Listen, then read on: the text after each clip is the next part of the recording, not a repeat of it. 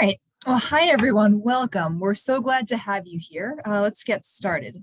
So for folks I've not met before, my name is Catherine Sheehan. I'm a member of the board of the Tufts Lawyers Association, known as the TLA, and co-chair along with Andre Baines of our Public Interest and Social Justice Committee. And we're hosting this event tonight. Many of you may have attended the event that was held this past January on racial disparities in the legal profession. So just a bit more about the TLA. We are a professional organization made up of Tufts alumni who work in the legal field, and we hold a variety of events throughout the year. The TLA website should be appearing on the screen at some point. If you're interested in participating in any TLA events or joining a committee, please feel free to contact TLA President Tom Dunn, whose email should also be in the chat. So for obvious reasons, due to the COVID pandemic, they've been virtual for the most part these past 18 months, but we certainly hope to be able to gather again in person very soon. So tonight's event is about another global pandemic. That is gender-based violence and oppression. The World Health Organization has estimated that globally, 1 in 3 women have been subject to intimate partner violence, non-partner sexual violence, or both, at least once in their lifetime. Gender-based violence has far-reaching personal and economic impacts.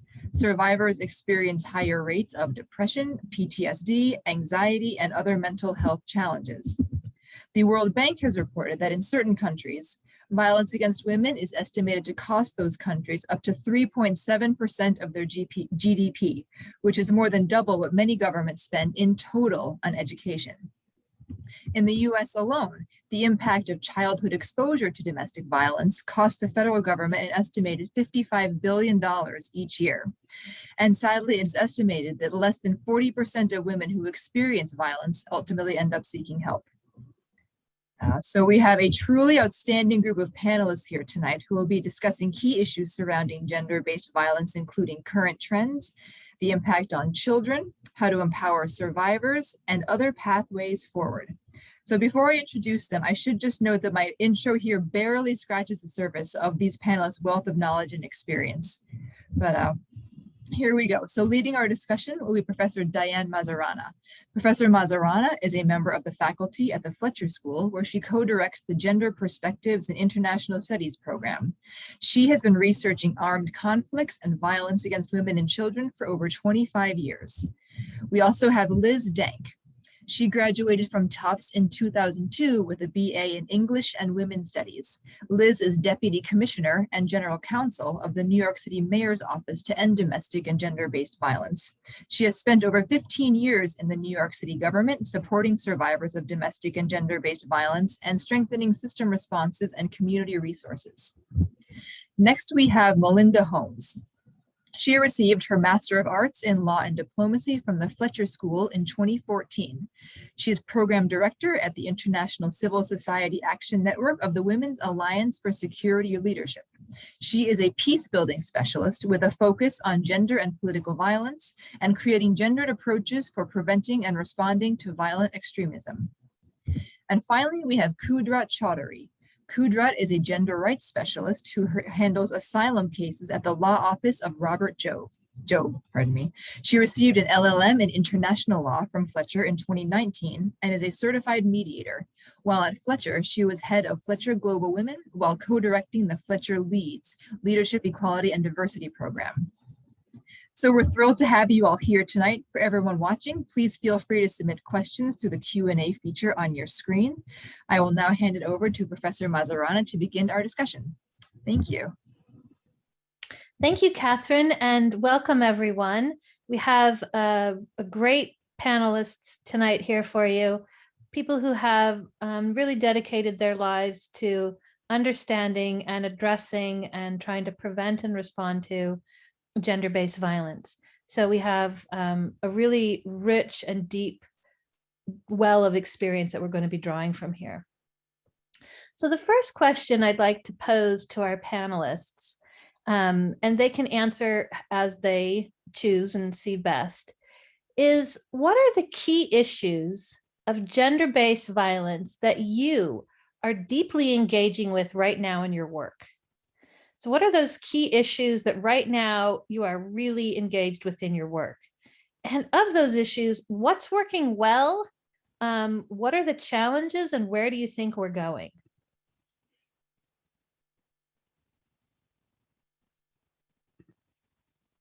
just go ahead and jump in, ladies.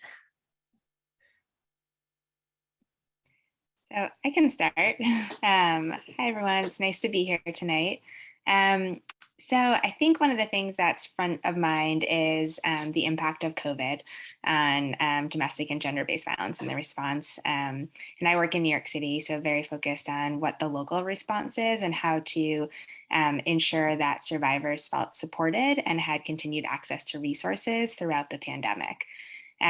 We saw here in New York City, and I know similarly across the country, services shut down overnight, in-person services shut down overnight. And that was everything from the court shutting down to service providers shutting down to government doing its best to stay open in every aspect that it could, but having really challenges. If somebody had said we had to go remote overnight before COVID, we would have said that's impossible to do. And yet somehow we managed to do it. And so it's been an incredible effort from both government partners and community-based organizations to ensure that services remained available and that survivors knew that help was available to them. And that was everything from, doing creative outreach campaigns on social media and across pharmacies and grocery stores and schools or food banks, wherever people were going for support at that time when everything was shut down, to being able to set up remote operations from people's homes and supporting providers in doing that, getting messages out and ensuring that everybody understood best practice guidelines about how to ensure clients were safe when they were accessing those services. So thinking about clients who were at home with an abusive partner, for example, and how we were able to communicate with them in safe ways and getting really creative and innovative in how we were engaging them, and also making sure that there was access to technology, both for providers who were delivering the services and for clients who were receiving them. So COVID response has been one of the most critical things we've been working on in the last year. And I think that it's been really interesting too, as we kind of come back online from COVID, come back to opening things up again and really realizing that while it was very difficult to stand up those types of responses, there were a lot of great things that came out of them. And I think that we have changed how we really see service delivery moving forward, and remote services are really going to continue to be integrated into service models in a really exciting way. And just following up on that, Liz, how were you able to, when the pandemic hit and when these issues started coming out and shelters were closing or not allowing people in and people were trapped with their abusers? I mean, I remember it being another pandemic of violence. How were you able to, and New York City, of course, being really a center of that pandemic at the beginning, could you talk with us a little bit about, you really had to turn on a dime and do things you'd never had to do before. Could you talk a little bit about, what that looked like? Sure. Yeah. So for my office, so I'm the mayor's office to end domestic and gender-based violence. We run the New York City Family Justice Centers, which serve about 65,000 clients a year. And so our most critical focus was to ensure that clients still had access to those services. So all of our staff and all of our providers delivering services were immediately had to set up at home, have all of the calls and routed to people's personal cell phones until we were able to set up more permanent processes. And we had staff just answering calls as quickly as they possibly could. The one thing we wanted to make sure is that people could reach people. And so if a survivor called, we wanted to try as hard as we could to get them on with a live person so that they could know that we were still on the other end of that call. We were still available to them. But it was an incredible intergovernmental effort to be able to, closely coordinate across city agencies, identify what were the access points we had to get information to people. So grocery stores, pharmacies were open, schools were open for people to come get food at. So working really closely with our partners at the Department of Education and small business services and other city agencies to try and use those avenues to get information to people, to let them know that we were still here, help was still available, we could still, they could still come to us for assistance. Our shelters remained open. So it was also getting the message out that shelters were still available and open, but people were weighing really difficult decisions about whether to enter shelter at that time, and understandably. And so, it was helping to ensure that we were being survivor centered and client centered in the responses and approaches that we were offering, but really just making sure there were times when it felt like everything shut down. And so our critical, most important thing was making sure people knew that everything was still open. They could still access services, even if they couldn't go in person to do it. Great, thank you so much. Kudrat or Melinda, working in different spheres, but also, seeing the impact of COVID and gender-based violence, what are you finding the issues you're really grappling with right now? What are the challenges and where do you think it's going? I think that before speaking about COVID, one problem that I have seen is that in the United States, we don't have a clear-cut law when it comes to women seeking asylum on the basis of gender persecution.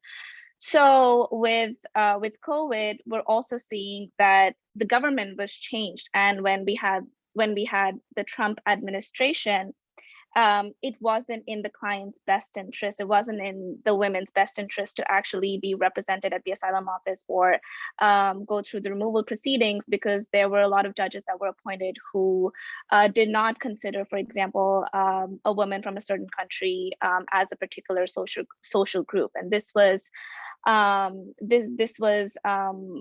basically passed as a precedent in the matter of AB. So what we had to do as their legal representatives was to delay cases.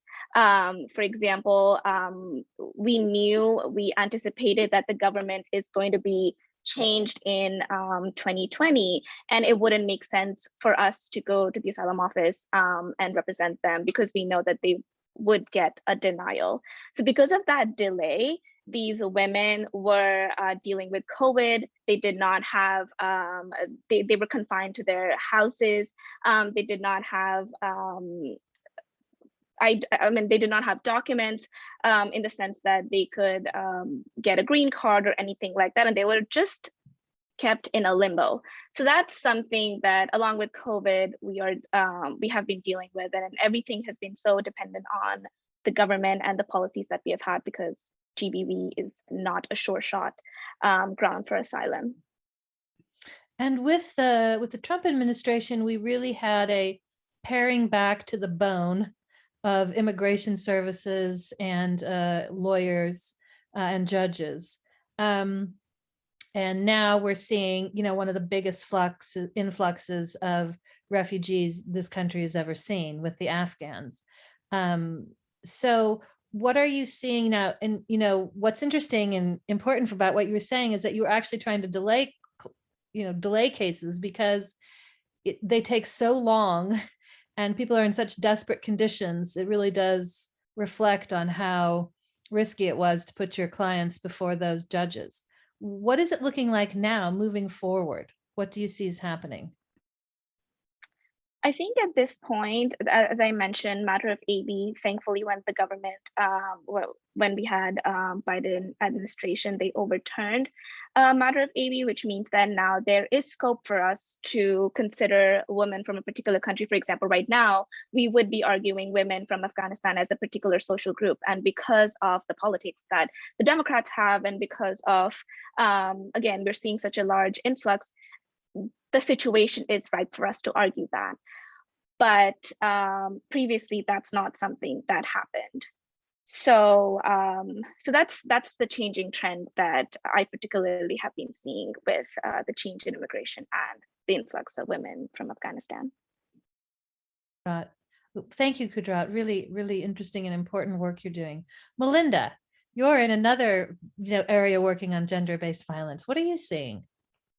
Well, it interestingly intersects in different ways with both of my colleagues' comments. I think when we see the intersection with COVID of gender-based violence, it relates in some ways to what I work on, which is the intersection with broader peace and security issues. My focus is really on working with women peace builders and women human rights defenders who are in the peace and security space. And increasingly over the last several years, focusing on their protection needs, because activists, civil society across the board, but then you add the gendered dimension to that, as well as the work on peace and security itself. And there's a particular nexus of issues of violence of various kinds, structural, political, interpersonal, that they face. In the last 2 to 3 months, I've been absolutely immersed in the Afghan situation. And if I'm slightly distracted tonight, it's because after trying for 2 months to put together a plan, we're able to get a small group, 27 people out this week, and they're still in transit, which the legal dimensions of that, I hadn't thought about actually before this discussion, but it just occurred to me, we're facing every travel nightmare you can imagine, multiplied times 100, of course. And a lot of it comes from officials and people trying to follow legal protocols. So trying to follow regulations and whatnot that are about complying with policies that are set down. But these are people who are far removed from those decisions and often, in fact, are over implementing, if you will, to be sure that they're safe when it comes to transit. There's additional complications for COVID, people having to retake 3 COVID tests in a week, because when your flight keeps getting changed, because it's all uncertain in a war zone, in a conflict zone, and it's these charters and whatnot that are being organized, which are notoriously sort of problematic. This adds additional complexity, and so that's really the situation I'm immersed in. And the fact of the matter is, the individuals that we work with are people who are working to support the broader society and to support work on gender-based violence in their societies. And so it's kind of a snowball effect. And what we're seeing is that if these people are not supported, and if the systems that we say we believe in and that we've put in place internationally, nationally, for protection do not support these people, then all of civil society, especially, and all of the work that we do and that our colleagues around the world do to try to address these issues is at jeopardy. Yeah, and I mean, as you were saying that, I was thinking, Liz and Kudrat, if they were in Afghanistan, they would be part of that group that the Taliban's going after. They don't, for the Afghans, they don't want women lawyers. They don't, the people who've escaped are now hunting down the women judges. And Melinda, I know there's been a lot of talk about women's human rights defenders and prioritizing them as a group because they do so much. They're so at the forefront of human rights and addressing these. What have you seen is the reality on the ground? I'm sorry to be depressing, but honestly, what we've seen happen with Afghanistan is causing a reckoning in our community, in the broader women's human rights, community, and particularly in the women, peace and security community, because even the worst cynic could not imagine how abandoned we feel and these people feel, because the promises, even governments who've supported work on the protection of women peace builders explicitly and use this as a rallying call, are not coming through, have not come through. And it's difficult because as much as we as civil society work independently and believe in the power of people in civil society, states are responsibility bearers, and ultimately we live in a world of nation states and we are constrained. And so when there's failure at that level, it's really hard for these random coalitions of people who are just moving mountains. And it's really impressive. And I will say that there are a lot of good civil servants, dedicated civil servants, who are doing everything that they can in their positions. These are often the interlocutors that we work directly with, but who again are working within a huge bureaucracy and are not the decision makers. So this is the situation we're in. I think when you heard about the big evacuation effort back in August, it was incredibly disorganized and unprepared. I can't overstate it. Honestly, if I had not had a secondhand seat, I will say, to it, I could never have imagined how bad it was. And the people who got out were definitely deserving. They were not the most local, independent civil society activists in most cases. And so they are still there. And at the moment, there's very little at the governmental level happening in terms of actual evacuation. Resettlement programs are incredibly slow, despite a lot of promises. And even those are requiring people to get out of their own accord of the country. And so we're facing a lot of barriers. All right. I mean, this leads me really into my next question, is that there's a lot of rhetoric by politicians, and I mean rhetoric in the best, Aristotle sense of that, on ending gender-based violence, on promoting women's rights. And given that kind of discussion, those kind of ideals and principles and standards, and if you compare that to the lived reality of the people you're working with, what does this tell us about how to shape actions and activism going forward?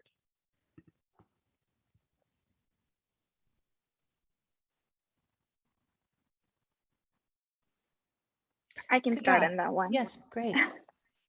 I deal with a lot of South Asian women in my work, and what I've realized that, for example, if we would take India and we do see the law has really progressed, and the law, there's a law for everything. There's a law against infanticide, feticide, dowry, you name it, anything that's against any kind of persecution that's against women, there's a law.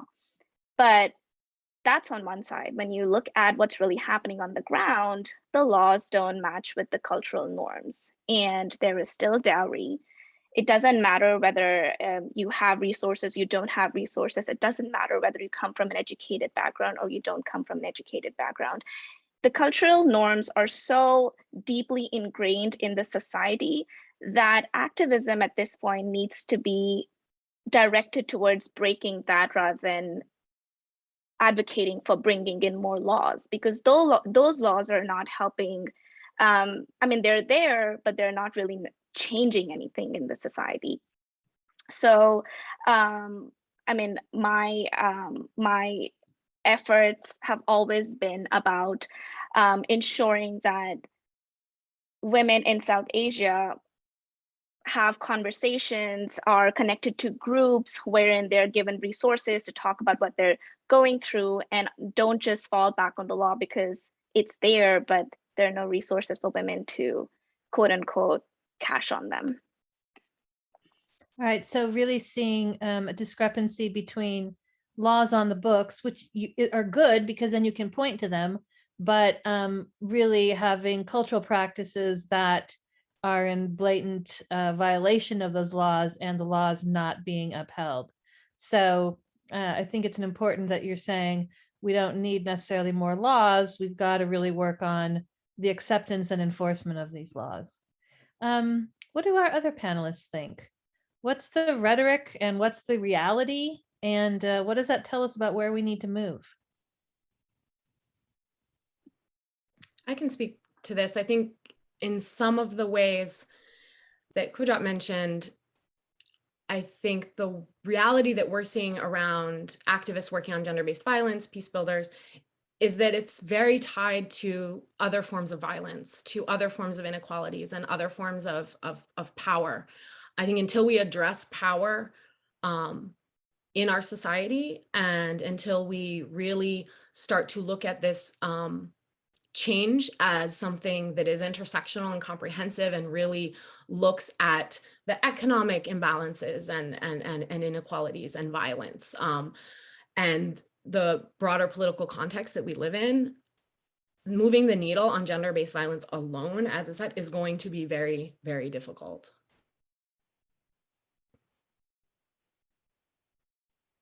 Let me unmute myself. So, I mean, I really understand what you're talking about at kind of a higher level, but for people who aren't exactly sure, or maybe a little more specific example could help illuminate the important points you're making. What would that look like?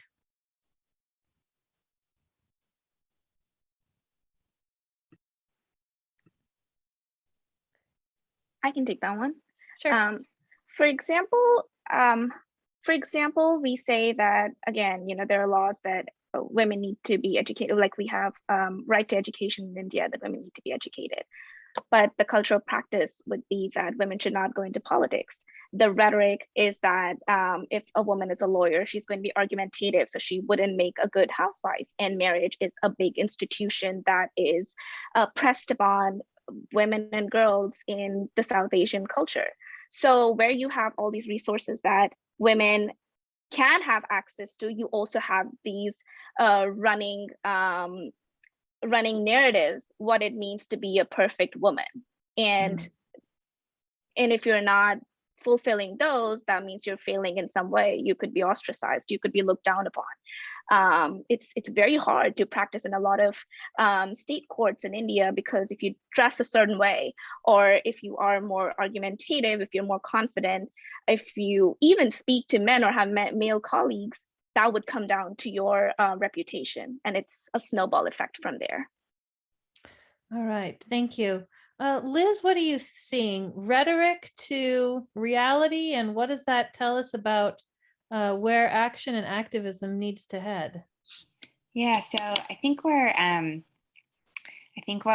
is a big area of focus right now for in New York City, and I know not unique to us, is thinking about how we can move away from criminal justice interventions, and really thinking about how we built up kind of decades of responses that were really founded within criminal justice interventions being the key component. And it really grew in that direction because there wasn't enough recognition of the huge safety risks that survivors faced, and there was a feeling that law enforcement wasn't being responsive enough and wasn't providing appropriate responses to survivors. And the pendulum swung really far in the direction of really relying on the criminal justice system, not just for intervention, but so many other supports and services were anchored in first having a criminal justice response. So documentation, requiring law enforcement documentation to be able to move forward with other remedies,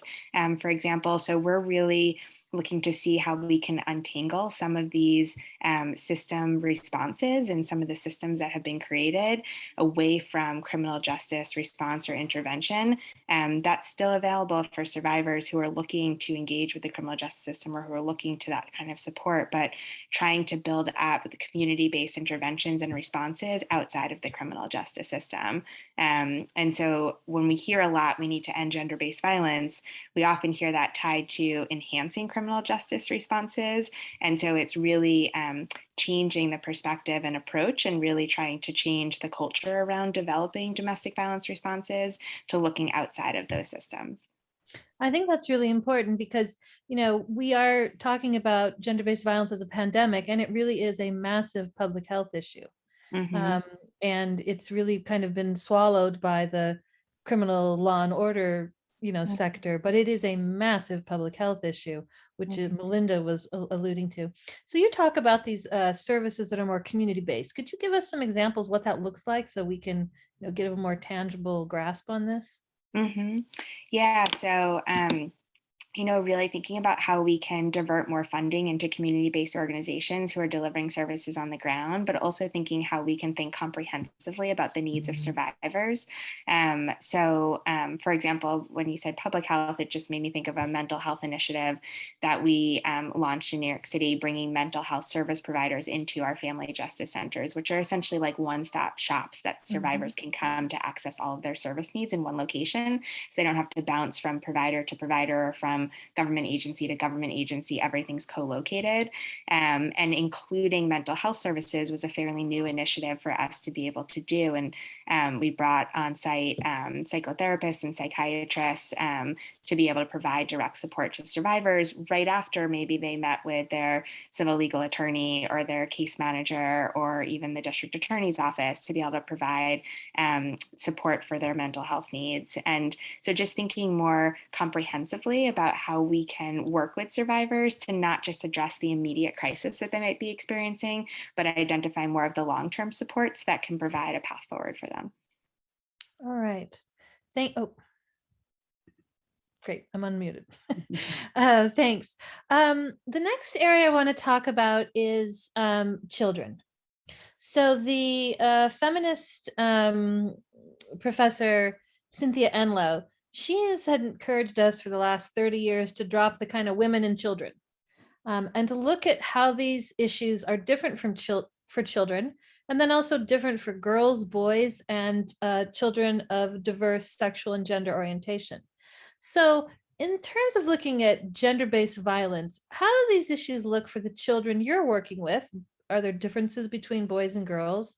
And what's the kind of work you're doing with our young population? I can start that one. Prevention and youth education has been a key component of the responses that we've been building out. And a lot of the youth prevention efforts were really focused on high schoolers, high school age for a very long time. And I think there's been a lot of advanced thinking about that, recognizing that high school is really too late to start talking to youth about healthy relationships and what the foundations of healthy relationships and how to identify unhealthy behaviors in relationships. So we are really focusing more on engaging even younger and younger.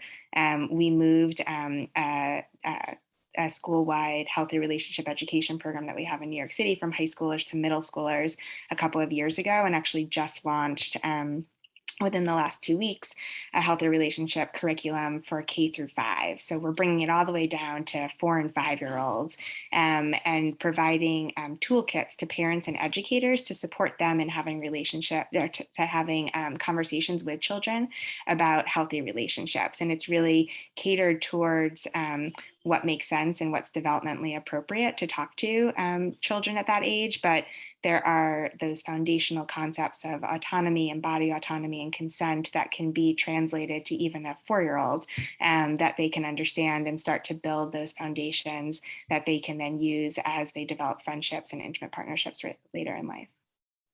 And I know that during the kind of lockdowns we were having with the pandemic, there was a lot of concern from child protection agencies that, you know, the majority of child abuse is reported by teachers. And then all of a sudden you didn't have teachers and you had children, you know, 24/7 in houses with people who were perpetrating harm against them. Mm-hmm. So as you've moved, you know, so there was a huge issue there that's often linked with gender-based and domestic violence. And you had talked earlier about how that pivot towards the pandemic and responding was also now reflecting in your responses, how you're going to move forward. Did you see any changes like that with your work with children? No, it's interesting. I think it's going to take us some time to really understand the impact that the pandemic had on both children and survivors. You know, I think when going into the pandemic, there was a huge concern that we would start to see an increase in homicides and fatalities and really serious abuse cases being reported. And that didn't translate to what we were actually seeing happen on the ground. And it's going to take some time, I think, to really understand what that impact was when, especially on children when they were home in their households, and whether we saw or they experienced an escalation in abuse during that time or not. It's really something that I think we're still learning about and still trying to understand what that impact was. And I don't think it's, we're not quite clear yet if the data really does tell the story or not. Very interesting. Mm-hmm. Kudrat and Melinda, what are you seeing work with children? So in the space that I work in, peace building, there's a lot around peace education happening around both sort of specific curricula and programs to add this piece into formal education, but also kind of retraining and reinventing the content of all the different educational spaces to both address the inherent militarism and the inherent sort of inequalities and other kinds of ingrained stereotypes that help to lead to the dynamics we're talking about. And that's so peace builders around the world are doing that and are doing it with a gender perspective as well. So the women peace builders we work with are really bringing that in, whether it's, a colleague who has a school in Pakistan, and it's a private school, but they work with both the public school and the madrasas, and they have school programs between the different cohorts. So they're crossing class, they're crossing religious and ethnic backgrounds, and also addressing gender dimensions. And then on the other side, sort of more in the community setting, I'd love to give an example of a program that was successful in Afghanistan and brings us back to sort of a different time, since that's on our minds and on my mind. One of our colleagues, and I'll be very general given the security issues right now, but who works in one of the provinces of Afghanistan, for the last 10 years or so has been building up a program to really engage men and to engage men in the community, from the teacher, often young people, to the imam, to the sort of tribal or the village elders. And they bring them together and really started talking about violence in sort of a holistic way. And some of these men, for the first time they'd ever been asked if they'd experienced violence or what they felt.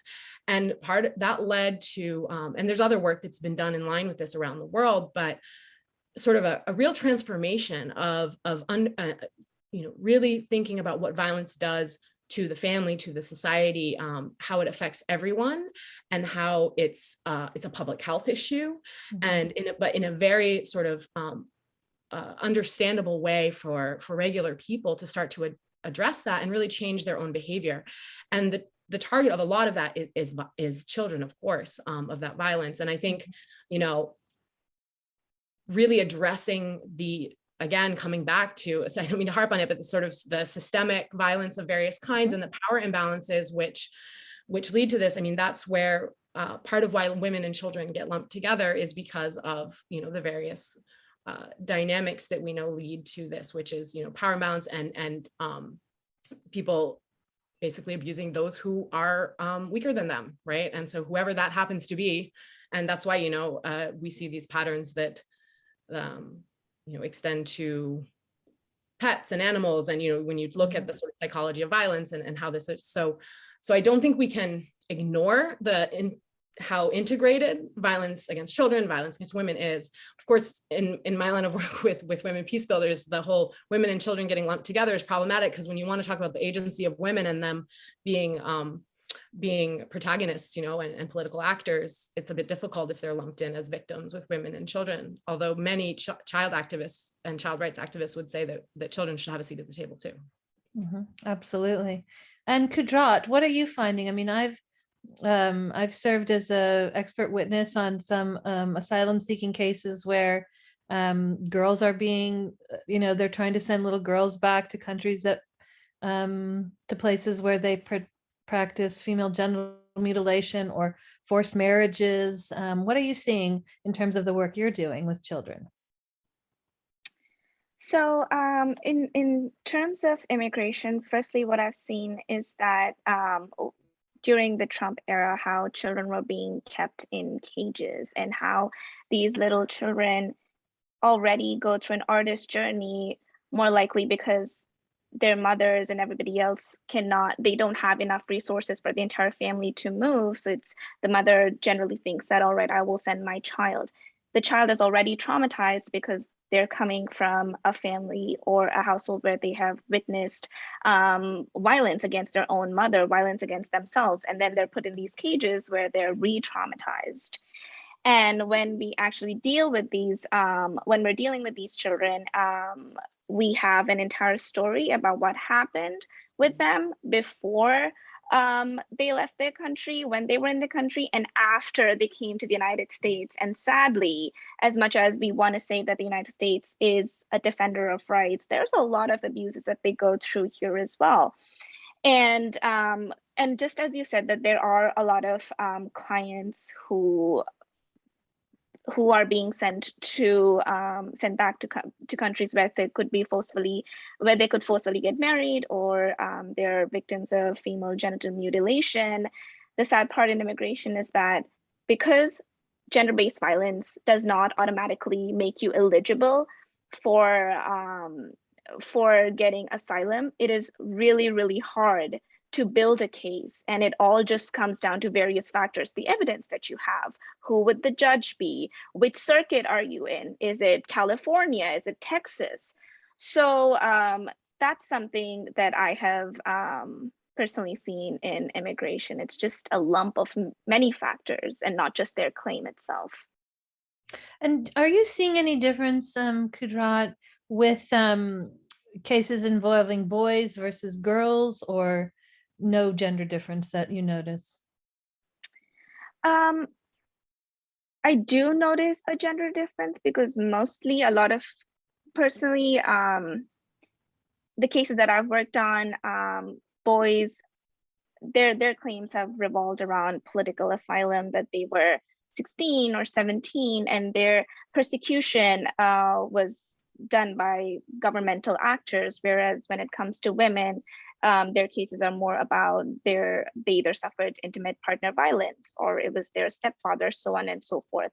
What I have seen that a lot of times, the judges or the authorities are more likely to believe that a female has gone through some form of persecution as compared to a boy. So recently there was a case that was denied in the firm wherein the judge who was appointed during Trump era clearly said that I don't believe that, given that your father was a police officer, other police officers tortured and persecuted you. And this man was snowboarded, he was sodomized, he was the list goes on and on. So there is a gender difference between women, girls, and boys, but then the lines also get blurred. Interesting.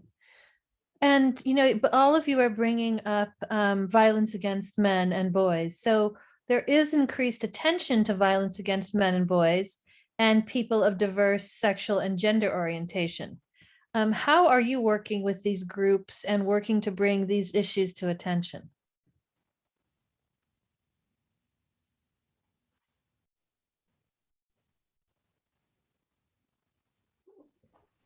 I can start.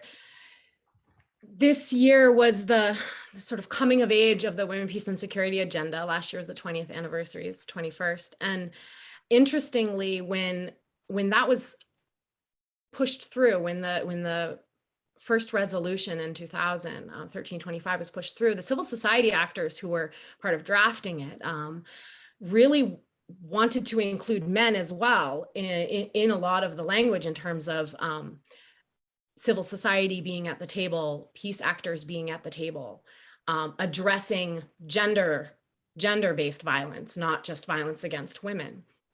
And it was rejected by quite a lot of countries and was not included. But what we've seen since is that by opening the door to inclusion of certain groups, we can hold it then for other groups. And it's been a slow process, I think, as I said, 21 years, but we're finally at a point where we have very interesting examples of how diverse understanding of gender is starting to come into policy. And whether it's, the women religious leaders in Indonesia who are pioneering this work and are really coming together, and they refer to themselves as women ulema, and they don't have to be female. It's about having a concept of gender justice in their interpretation. And the way they talk about that is not at all the way, you hear it gender diversity talked about on Twitter or but it is a authentic way of really addressing what we really need and what we are really seeing when it comes to inequalities and violence, based on gender, that it's not, there's no one clear-cut case. It's always intersectional. It's never binary. It's, so I think that evolution and seeing it start to take hold is really opening up spaces for a lot of the intersections that we're talking about in terms of addressing the bigger picture, basically, of thinking not just about preventing or ending one problem, but what kind of health, what kind of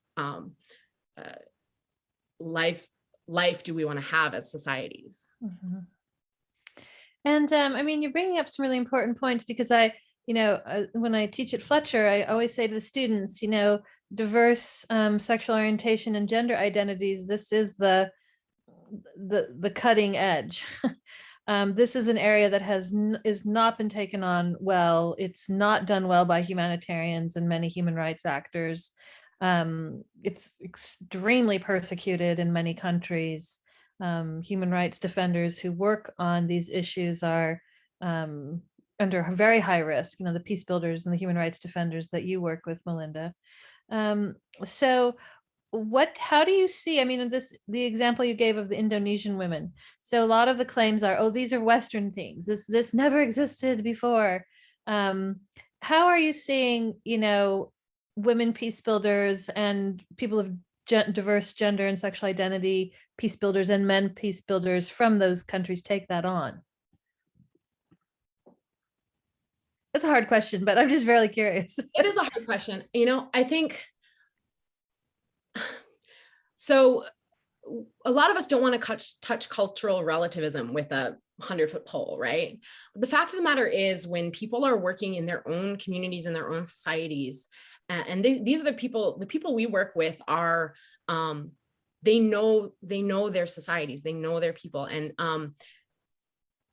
they are able to move things to shift, to change in a way that is authentic and is grounded in the lived realities. And I think when given all of the terrible condition that a lot of people in this world live in, right? And we want to work on these, we have to face that if we want to talk about stopping violence against one group, we have to talk about stopping it against others, right? Because you're not going to convince people to really how important this issue is if they're also in a completely a state of being traumatized, we have entire societies who are living in, because of war, because of systemic violence, are living in a state of trauma. And this, so I've kind of gone off on a tangent, but basically, I think having people who know their societies, who know their communities, and it comes back also to what Liz was talking about these community-based interventions, and empowering civil society and independent actors to be able to really address these issues is key. How we do that in a world of, INGOs and international organizations and acronyms and all of this, how do we actually get the support to the ground that's needed? How do we remove obstacles? Because sometimes it's not even about financial or other kinds of support, but just getting out of the way, I think is a key question.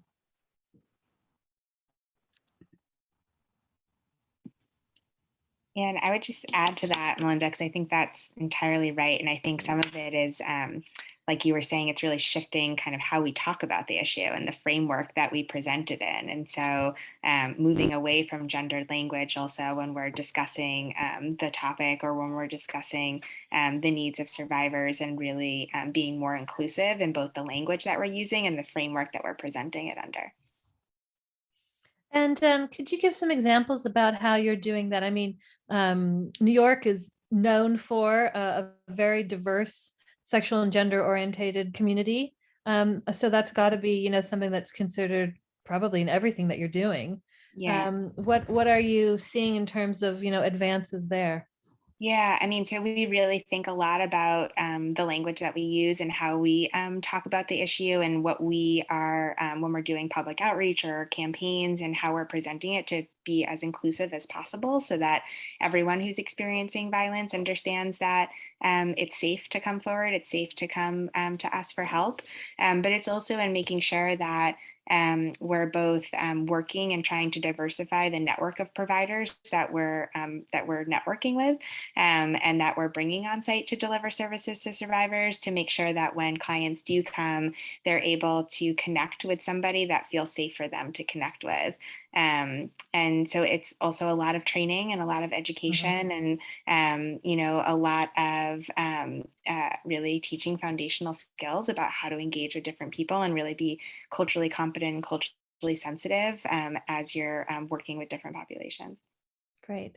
And Kudrat, I know that a number of people come in with seeking asylum because of persecution based on their sexual and gender identities. And I've served as an expert witness on many of those cases. And I find that if you're outside of the San Francisco circuit, you're not winning those cases. What are you seeing happening there? Actually, thank you for asking that question because, listening to Melinda and Liz, I was like, this is sort of a golden area, I want to say, when it comes to immigration in San Francisco, because the judges, the asylum officers, the immigration officers are very, very sympathetic to people who are LGBTQ plus.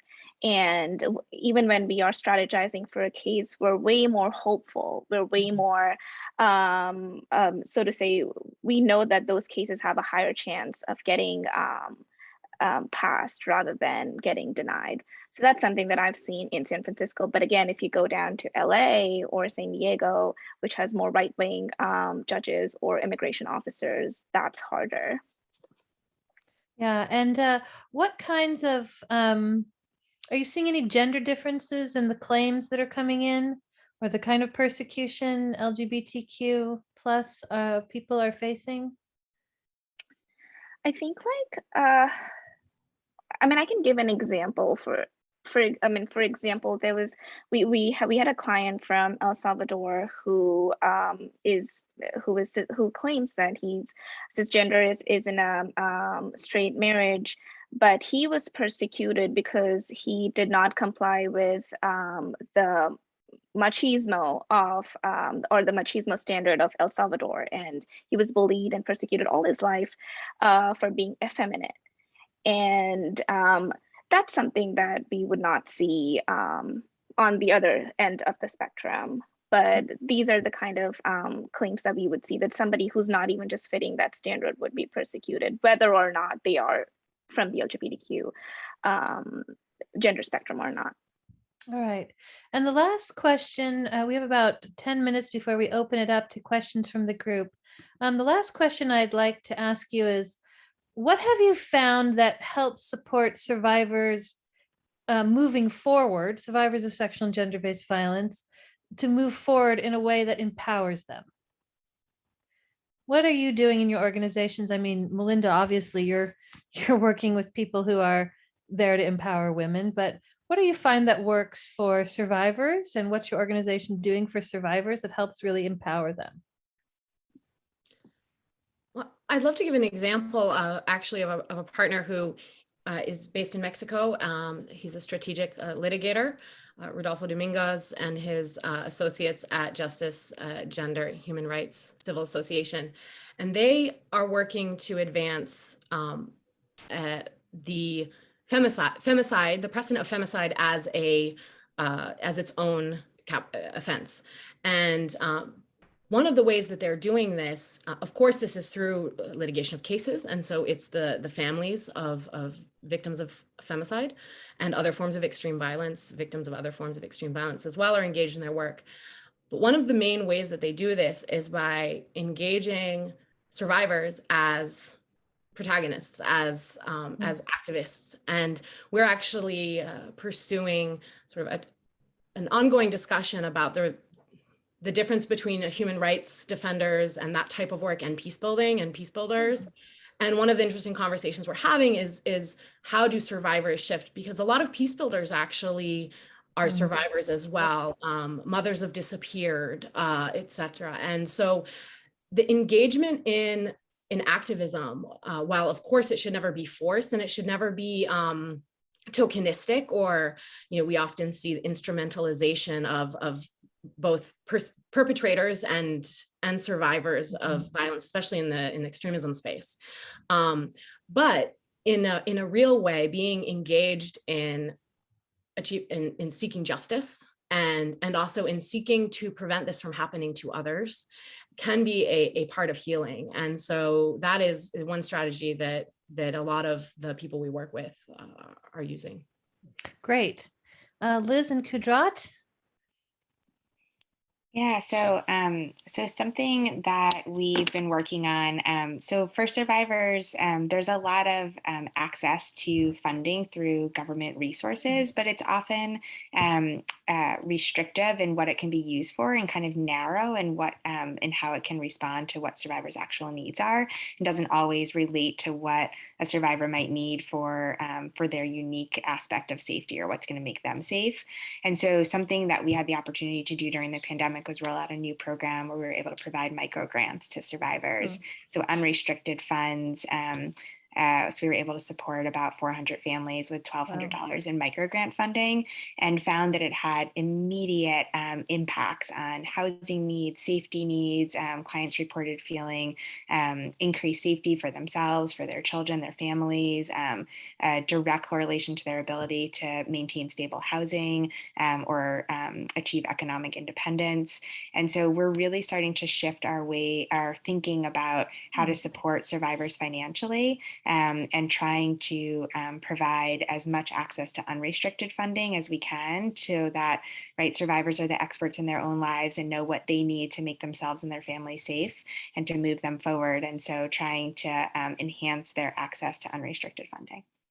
Yeah, I mean, I think that's great, Liz, because there's been, in a parallel in the humanitarian space, it's always been about, oh, we outsiders, we know what's best for them, so we will give them this much rice and this much that and this much this and this much.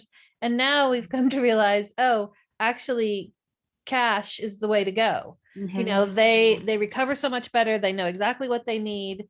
And it's in the terms of the empowerment, it's saying, okay, you can imagine you say, well, they'll just spend it on liquor or drugs or whatever. But the data just doesn't support that, and that really is empowering. Yeah. Instead of being told, we've decided what you need, you decide what you need. Exactly. So it both meets immediate needs and creates an empowering experience for the survivor that really resonated really well with the families that we were able to serve.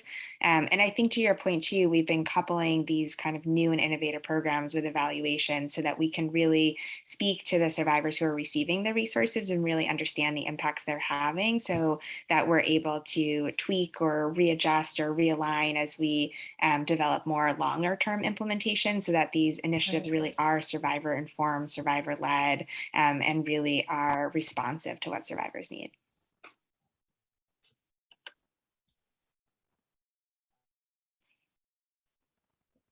Thank you. Kudrat.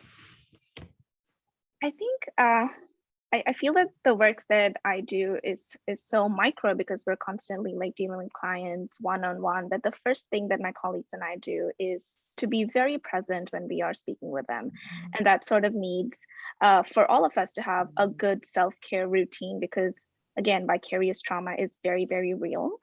And even in terms of our approaches, when we are speaking to asylum seekers, we try and be as collaborative, as friendly as we can, because a lot of times, actually more than 95% of the times, we are the first people that they are telling about their persecution.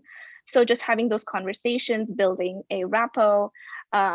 Also, in collectivist cultures, there isn't a conversation about mental health. Starting that conversation, letting them know that certain experiences that they went through are not normal, putting them in touch with psychologists, because we need their reports as well. And then beforehand, and speaking with the psychologist beforehand, to put them in touch with local community activists that can sort of support them even after their asylum case is approved or denied.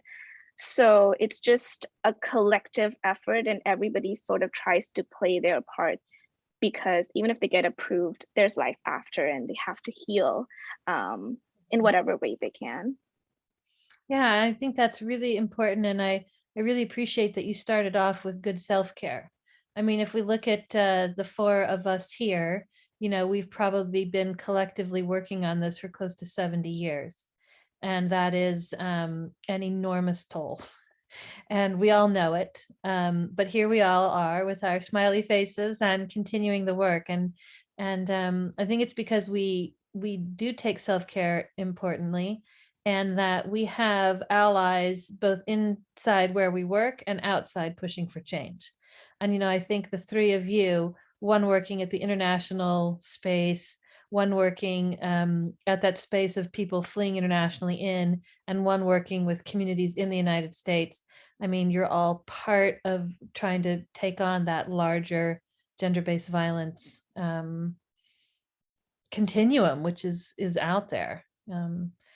So what I'd like to do now is open it up for questions to the participants. Participants and you all are called participants. The audience is called participants.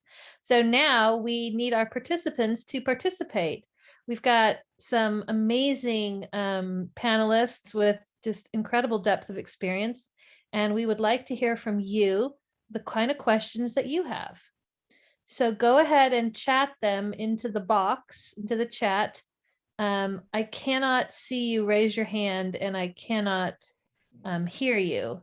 So we'd be very happy to have questions from you. Now we want to hear your voice, participants. This is your cue to participate. Looks like we have two that we have received so far. The first here is, in addition to response to gender-based violence, what are some of the, and I think Liz, you got into this a little bit, what are some of the prevention measures that are being implemented or are needed specifically to achieve long-term behavioral changes? So I know you discussed kind of working with children young to talk about body autonomy. Anything you'd like to add to that, or anything anyone else would like to discuss?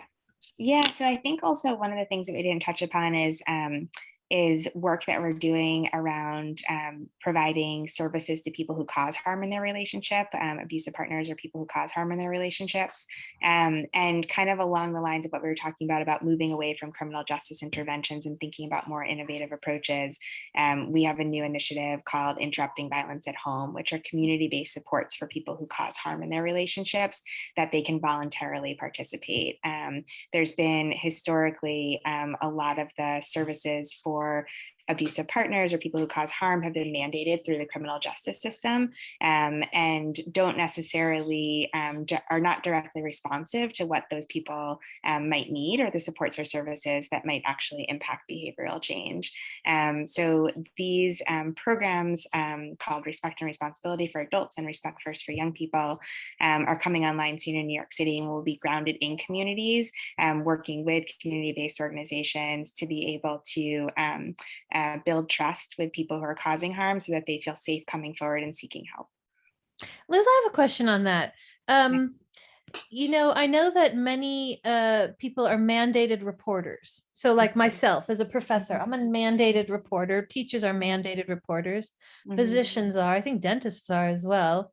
So that if we hear about this kind of trauma, we're required to, or this kind of harm, we're required to report. So I'm wondering, you know, I think a lot of, well, I have no idea, but I hypothesize that many perpetrators don't want to continue perpetrating, know that it's wrong, don't feel good about themselves, and would like to come forward for help, but are very afraid of the legal system, you know, the penal system kind of sucking them up. So how do you work with people who are causing harm in their home in a way that, you know, doesn't put them at risk of having their children removed if that's what they fear? I'm just curious about that. No, that's a great question. And it can be really tricky. All of our providers make sure to talk to clients before engaging with them if they are mandated reporters so that the clients know what the potential response might be if they reveal something that a mandated reporter would have to report. But a lot of the, and there's such intersection between intimate partner violence and child abuse and neglect. And so many families are experiencing both at the same time. The programs that I just referenced are specifically for families that are experiencing intimate partner violence. And so yes, there could be child abuse happening in those homes as well. So those providers would be talking to those participants about what some of those constraints are that they operate under and any legal requirements that they would have to report so that it really does feel like a transparent, safe place. And they would do that also to build trust with the people who are participating. You know, I think that there are times that it's unavoidable to have that criminal justice intervention happen, but we want to ensure that that it's not the only pathway to help, that there are pathways outside of the criminal justice system for help, and that by engaging people outside before it escalates to potentially the need to call 911 or call the police, or until there's escalating abuse in the house. It gives opportunities to also provide prevention efforts as well, so that there can be earlier moments of intervention that we can assist families with as well. Great. Kudrat and Melinda, would you like to take on the question from our colleague listening in?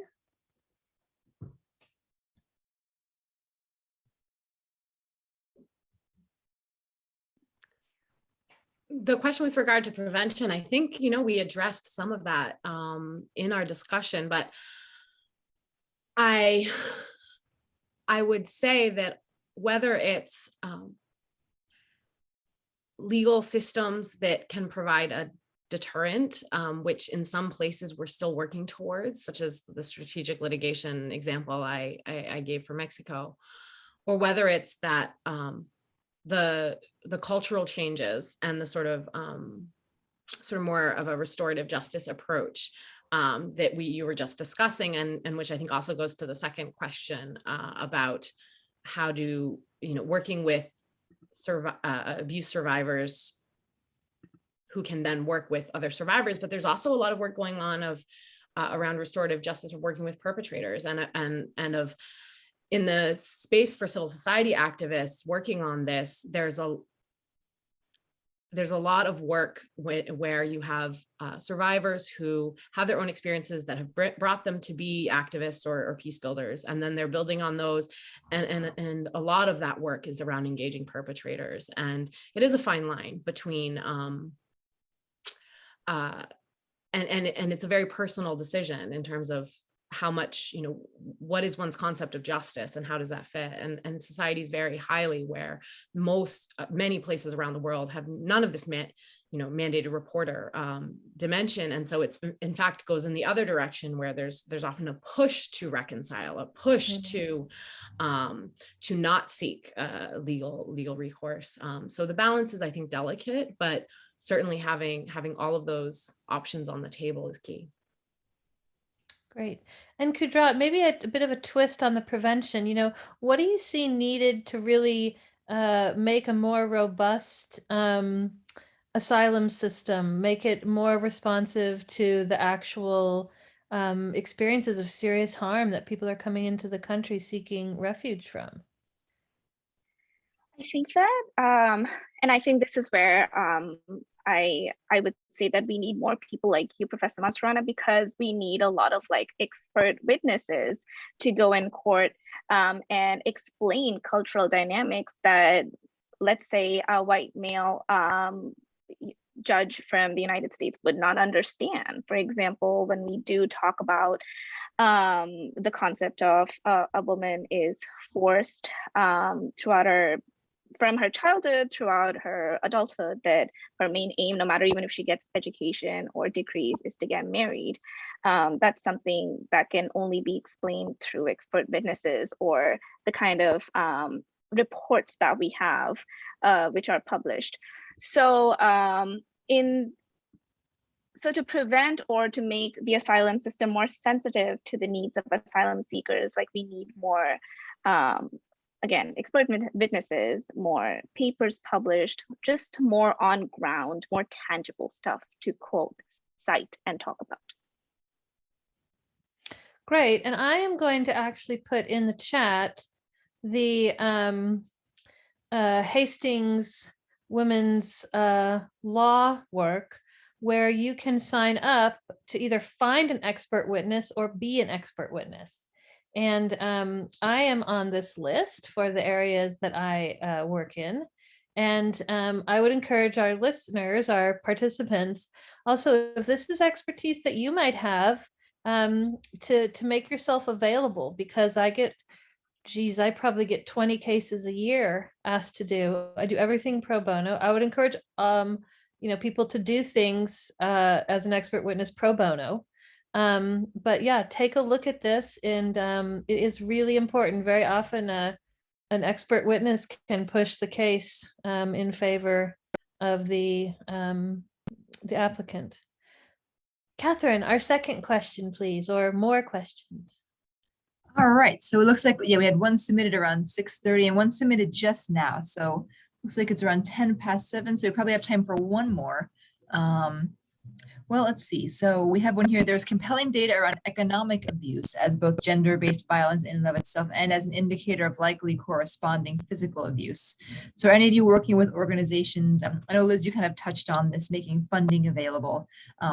Any other thoughts folks have about organizations that, that provide financial or economic support for survivors?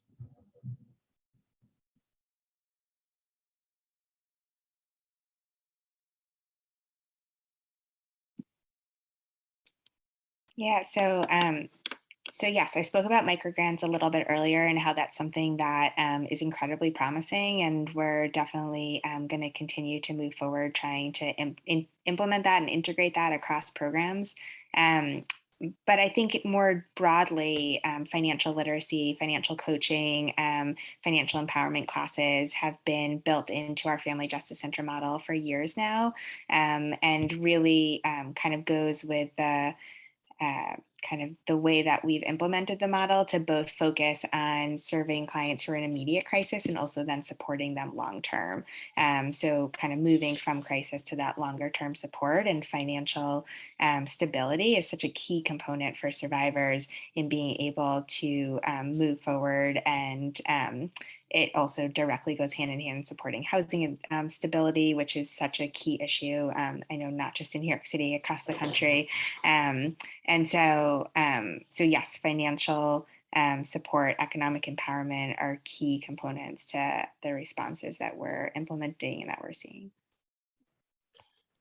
I would just add that I think it shows exactly what we started talking about at the beginning, which is the broader social dynamics and how they intersect with this issue of gender-based violence, because financial independence, economic empowerment is, it's a core issue for our societies, and it's a risk factor, and it's also a barrier to both seeking help, seeking services, and leaving violent situations. I think there's a lot of good organizations and work that's been done in the space of with survivors of sexual and gender-based violence in conflict. And Diane, you know this work better than anyone, but a lot of the rehabilitation and reintegration work there, as well as with both perpetrators and victims of violent extremism, it always includes an economic component. It has to include an economic component, or else there's it just won't have as much success. And part of that as well, just end on that, I know we're running out of time, is when I did some research and work around programs for women, and led by women and with a gender dimension, who were returning from violent extremism, whether they'd been forced into it or whether they were family members or whether they were perpetrators themselves. We saw also that it's not just about money and independence. It's this empowerment dimension, and this need to have a sense of purpose. And in our world, our livelihoods and our economies are tied up with our sense of purpose and self-worth. And so that's, I think, really key. Really Just important answers. Yeah. with this final minute, just so we get to this last question, do you use and train abuse survivors to work with those being abused as survivors? Is that part of anyone's work at all? So I think that we've seen in New York City that there have been some survivor groups that have formed, some survivor advocacy groups that have formed that we work very closely with.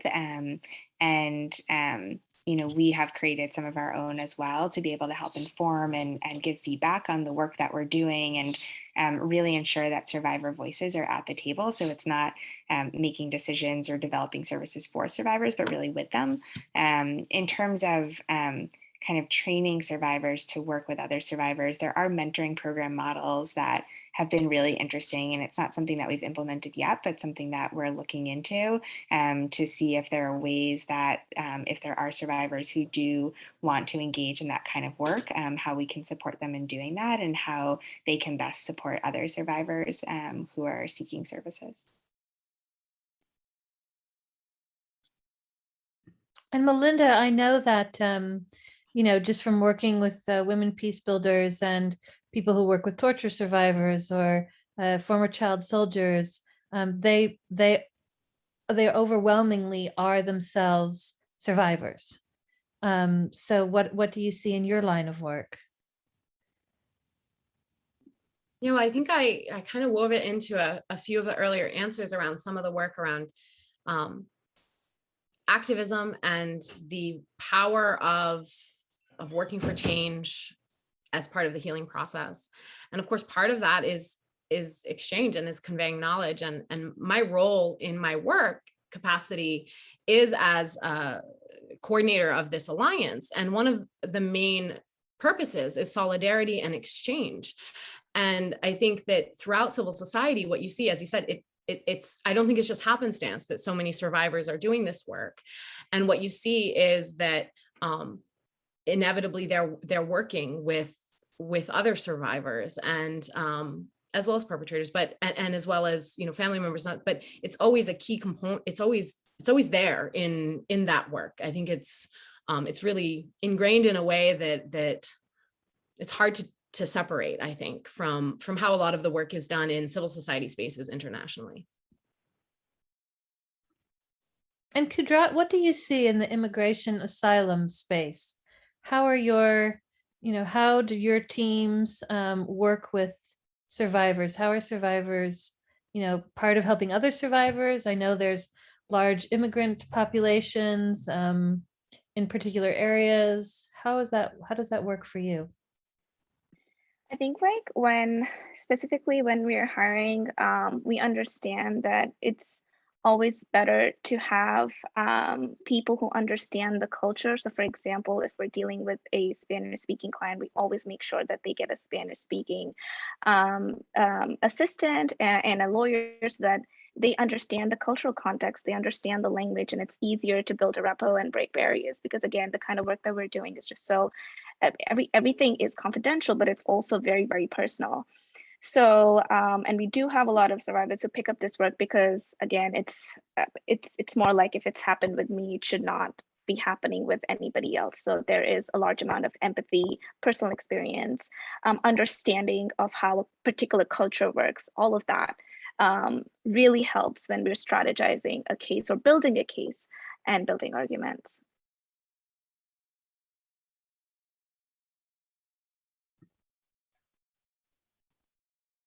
Great. Well, thank you everyone so much. This has been wonderful. Unfortunately, we are at time. It's a little past 7:15. So that concludes our discussion for today. I want to express the TLA's heartfelt thanks to all our panelists for sharing their wisdom and insight with us tonight. We have a Tufts Judicial Series event that will be taking place on December 1st for anyone who is interested. A link to that should be on the screen very soon. So please keep an eye out for future TLA events. And again, thank you very much to our panelists for taking the time to speak with us tonight. We're so grateful to have had you. So thank you all again for attending and enjoy the rest of your evening. Yeah, and I just want to say to the panelists and to the Tufts Law Association, a lot of gratitude for, number one, for the panelists for the incredibly important and heartbreaking and inspiring work you're doing, and for the Tufts Law Association for tackling a really hard topic. I hope that some of the participants, will be drawn to doing this kind of work. As you can see, there's a lot of need for this kind of work, and I'm really glad that you highlighted it. And I'm deeply grateful for the work of these three panelists. Thank you. Thank you all. And thank you, Diane, for your work as well. Thank you so much.